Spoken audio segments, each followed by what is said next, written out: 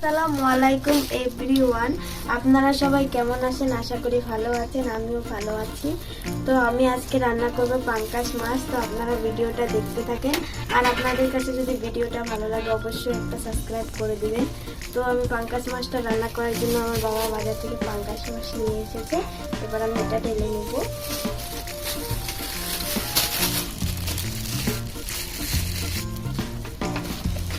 দেখেন কি সুন্দর মাছগুলো। এবার আমি মাছগুলো ভালো করে ধুয়ে নেব।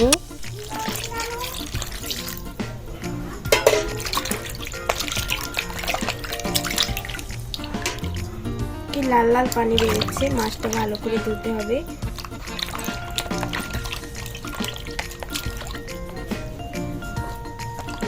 আর আমি আরেকটা কড়াই এরকম করে উঠিয়ে নিচ্ছি।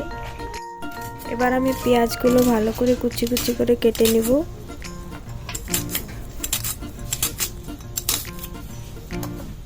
পেঁয়াজ, কাঁচা লঙ্কা, আদা রসুন বেটে নিয়েছি। দেখুন, চুলার আঁচটা জ্বালিয়ে নেব। এবার আমি কড়াইটা বসিয়ে দিলাম। কড়াইটা গরম হতে দেব। এবার আমি কড়াইটা গরম হয়ে গেছে, এবার আমি তেল দিয়ে দিব। হয়ে গেছে, এবার আমি এখানে নিয়ে নিয়েছি পেঁয়াজ, কাঁচা লঙ্কা বাটা, আদা রসুন বাটা। এবার আমি এক এক করে দিয়ে দিব। এবার আমি দিব আদা রসুন বাটা।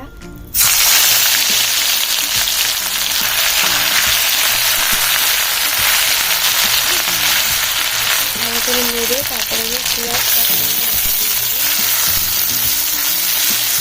ভালো করে নেড়ে নিতে হবে।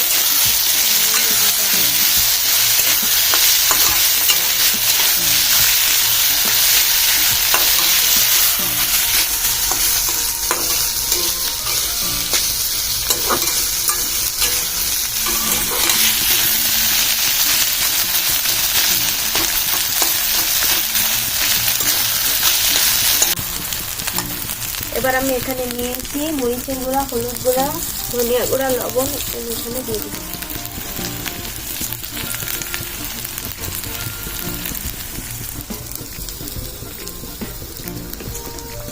দিয়ে ভালো করে নেড়ে দিব। এবার আমি এখানে পানি দিই।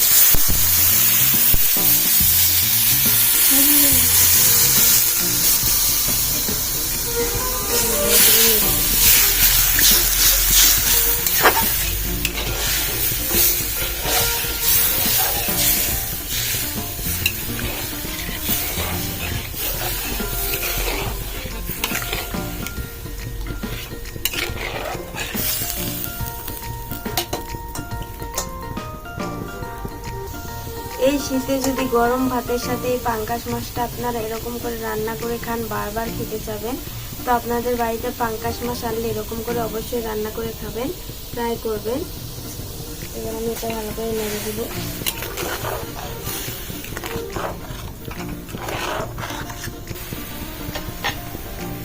পানিটা ফুটে গেছে, এবার আমি মাছগুলো এক এক করে দিয়ে দিব।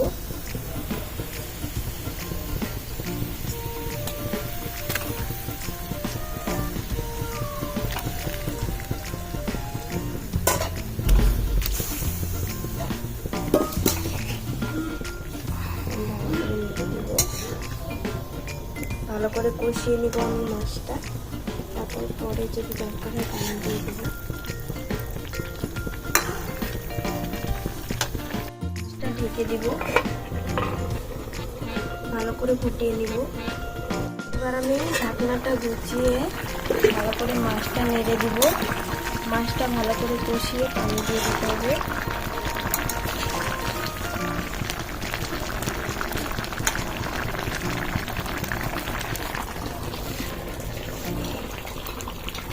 আমি মাছটা ভালো করে কষিয়ে নিব। কষিয়ে নিয়ে আরেকটু পানি দিয়ে দিব। আমি পানি কম দিয়েছি, আর একটু দিলেই হবে। মাছটা সেদ্ধ হয়ে আসলে আমি আরেকটু পানি দিয়ে দিব।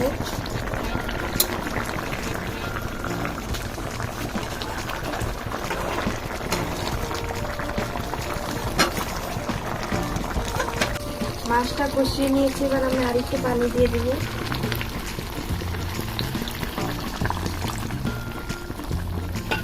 এবার আমি একটু নেড়ে দিব।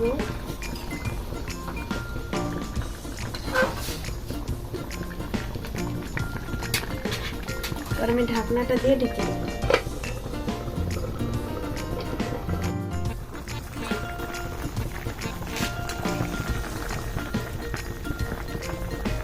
এবার আমি মাছটা ভালো করে নেড়ে চেড়ে দেবো।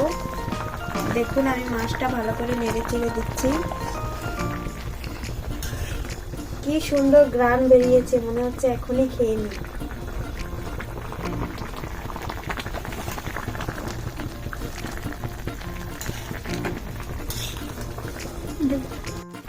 এবার তরকারিটা ভালো করে ফুটে আসলে আমি উপর দিয়ে একটু ধনিয়া পাতা দিয়ে দিব, এরকম করে ছড়িয়ে দেব।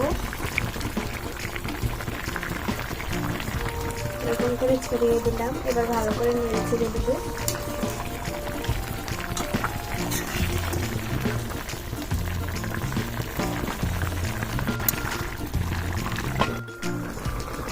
আমার তরকারিটা রান্না হয়ে গেছে, এবার আমি নামিয়ে নেব।